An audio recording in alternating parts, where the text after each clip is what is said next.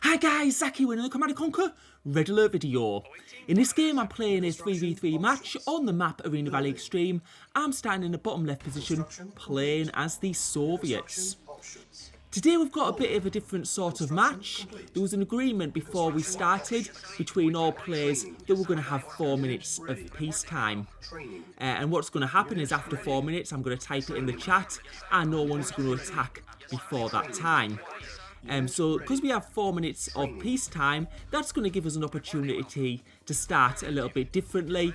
It's not going to be like we're going to be rushing with tanks straight away. So I'm getting my ore refinery up now, getting an ore silo down, and then this part is exactly the same. I'm getting my war factory. Now we are sending scouts out because scouting is totally allowed. It's just we're going to have no light tank rushes or no infantry rushes, I guess, like infantry rushes on the base where you have loads of infantry. Although if you get scouts in, that's absolutely fine. And just having a look there, you can see my teammate expanding up north.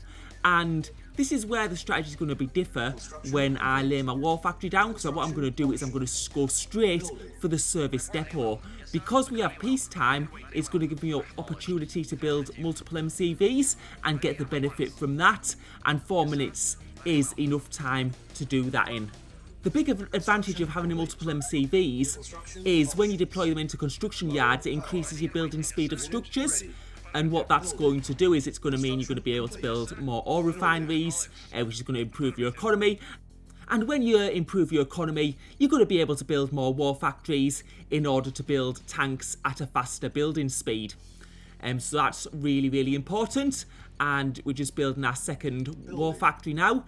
And there was a bit of a mistake by me in this game where I was delayed on building my MCVs. So there's a little delay there. And now I've got my second war factory down and building my next power plant. And I'm also going to build a radar dome pretty early on. And yeah, just letting that ore truck go back. So you can see my ore trucks have been collecting quite a bit of gems. I've been microing a little bit for that. And that's just going to give me that big boost in economy quite early on. And now I'm going to be building my second ore refinery. Now I was waiting a little bit for my second ore refinery because I wanted to place it at the top of the ore patch. With the 4 minutes peacetime, this is going to be a longer game, so I do need to think about how I'm going to sort of conserve ore. And it's a lot better to have your ore refinery spread out, so your ore trucks are collecting ore from different patches, and then it can regrow better. And there's my second construction yard, which is going to go out and just deploy it in my base there. So now I've got 3 construction yards, and that's going to give me a good increase in building speed. And just building another ore refinery on the patch in the middle. You can see I've had a chance to spread to that patch, and it's not yet 4 minutes. So getting that third ore refinery down now, and that's going to give me the opportunity now to build my third war factory, which gets placed there. And what I'm going to do is I'm just going to make sure that I do build a couple more ore trucks. So I'm just going to stop those and build a couple more ore trucks, and that's just so I can use that extra building speed. And I'm building yet another ore refinery, and that's going to allow me to build another war factory. So I'm going to have 4 war factories out, which is going to give me a really good building speed. I was going to say my resources look quite low, but you can see 1k has just turned into 3k in like a second. So my resources are looking quite decent. I'm still getting another couple of ore trucks out because with 4 war factories, your building speed is very, very fast, and that does use up a lot of resources. And now the 4 minute timer is up and the battle is about to start. So let's see what our opponents have. I'm just bringing all my tanks now to the forefront. Although I don't have that many actually at all, but I have had a really fast building speed. And now we can see that Red is coming down with his light tanks, and we'll have to see what does he go for. Is he going to go for the base dive? I've got a Tesla down. He's decided to go for the construction yard first, and that construction yard looks like it's going to go down, and that's going to slow my building speed down a little bit. But I'm getting another Tesla down as he goes for the ore refinery. So you can see he's actually ignoring the Tesla, which is possibly quite a bad thing when you've got light tanks, because Tesla is very, very strong against light tanks because of their low HP. And now you can see him going for yet another ore refinery. So trying to go for all the ore refineries, the construction yards first. But you can see those light tank numbers are starting to be diminished. He's managed to get the ore refinery down, but I still have another one in this middle part of the map, essentially at this point, and now he's going for the war factory. But I get another Tesla down, and it looks like that war factory is going to survive. So I've still got those 4 war factories working, and now I'm going to need to join my teammate in the fight above, and you can see he's currently fighting against red and green, so he's going to need some backup there. And now we're going to join the fight, and it's going to be 2v2 now, and red has lost a lot of light tanks in that first attack, too many, and you can see how many tanks I've got now for my 4 war factories. I am going to need to keep my economy going, because you can see those ore trucks are starting to jam, and that's the disadvantage when you've got loads of ore trucks going to a single ore refinery. But we see this fight going on here. It's looking good for our tank numbers. I've got a lot of heavy tanks there. Those light tanks seem to be diminishing quite quickly, and you can see we've got... Green's still got quite a few medium tanks, but what I'm going to do is I'm going to try and hit Red's economy, because he's taken a bit of a hit on my economy, so we're just trying to return the favour and get some of those ore refineries down. You can see those ore trucks are gone now from that middle ore patch, and Green is now starting to push down ore, and we're going to need to sort of be aware of that, as he may get some hit on my middle base. But now it's just taking out those ore refineries. They're a bit lower down for red, and going to try and get rid of those red tanks. But now we need to be aware of Green, and we need to think what's the best thing to do. Green's army is further at the bottom of the map, and what we're going to do is we're going to push across. We can see that he's got a lot of pillboxes, but pillboxes do a low amount of damage, although there is a lot of them, so they might do a reasonable amount. But we're getting our heavy tanks in there now, taking out those war factories, taking out the main buildings of Green. Let's see how far we can get through the base. There's a couple of ore refineries there we're going to be able to take out, and they look like they're going to go down. And now we're going to push a bit further up the base. As we can see, that he's actually stacking a little bit of ore in those ore silos, and we're going to push further up and just try and take out some of those major buildings. So there's another ore refinery that looks like it's going to go down, and we've got another war factory. Let's see if we can get that as well. Our tank numbers are starting to diminish now, but we are getting good value and taking out some essential buildings. And what I'm going to look for here is the construction yard. It is quite a way through the game though, so he may have bases elsewhere on the map. And what we're going to do now is we're going to look at what happened to my teammate.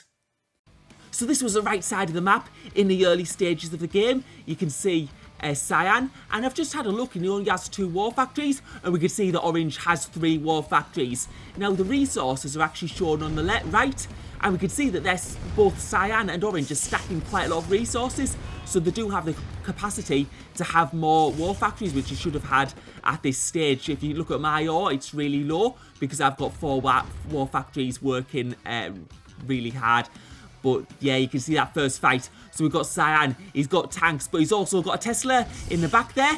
But you can see his tanks are a bit to the left here, and Orange uses that opportunity to go in and take out that Tesla coil, because that Tesla coil was in a great position actually.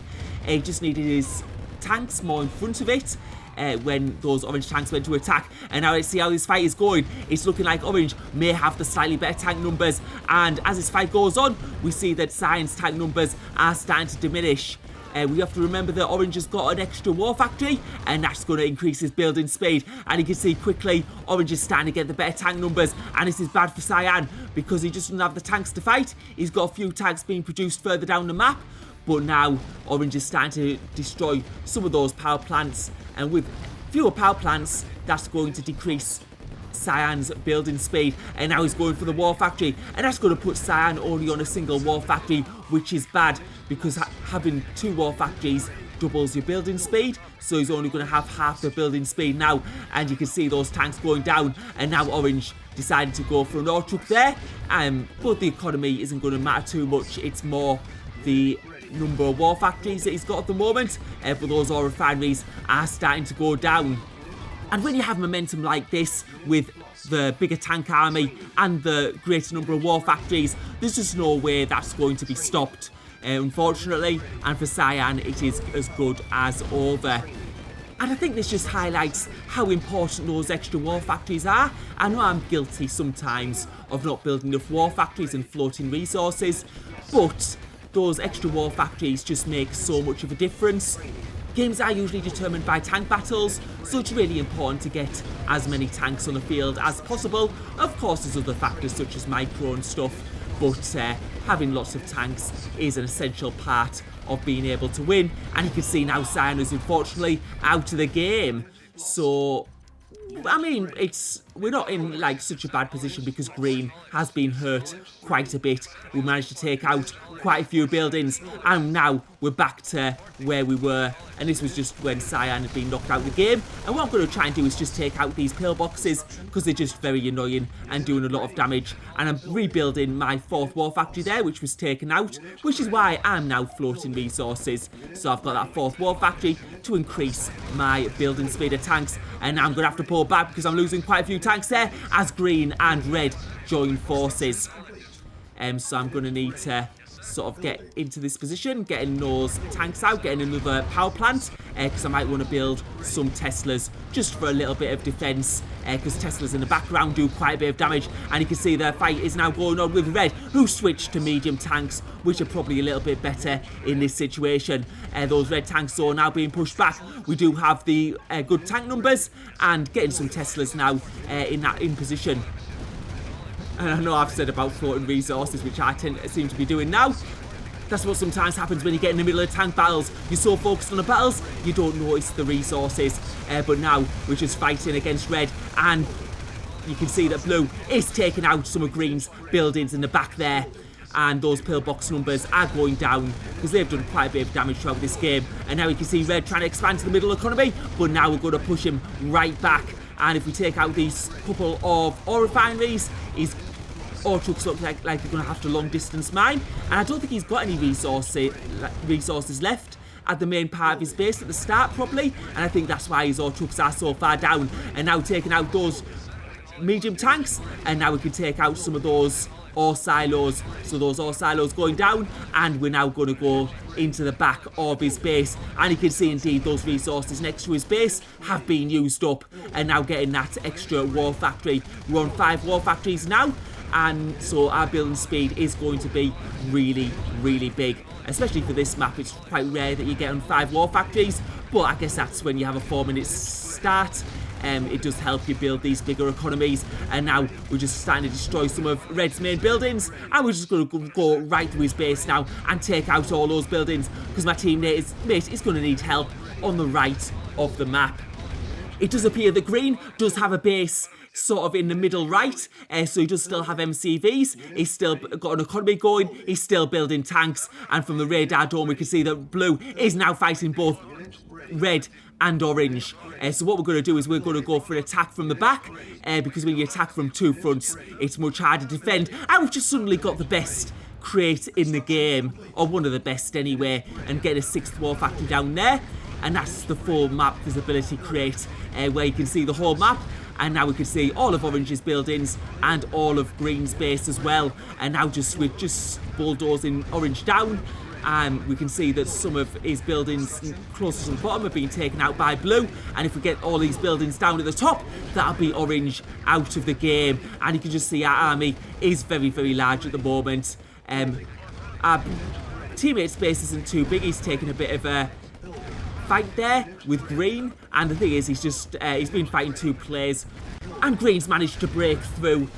But yeah, when you're fighting 2 players, it's really, really hard, and he's done a great job to hold on for so long. But now you can see that Green is on my base, but you can see that Green doesn't have too much left, and we are going to be able to win this battle. So yeah, my teammate did a great job there of being able to defend the right side of the map while I took out Red. I think one of the big mistakes from our opposing team on this map was Red doing that big base dive at the start. I think, yes, he did get some big buildings down, but he didn't do enough damage to warrant losing his whole army for, and that just gave us the better tank numbers, and we were able to push back then, and I was able to get a base dive on Green and take out most of his main buildings. Even though 4 minutes peacetime doesn't sound like a long time, you can see how much it changes the game by. My start wasn't ideal, there was a few mistakes I made there. Usually you'd get a bit further on with your building order there, but yeah, that was a pretty good game. Had quite a bit of fun there. So thank you for watching, hope you enjoyed the video.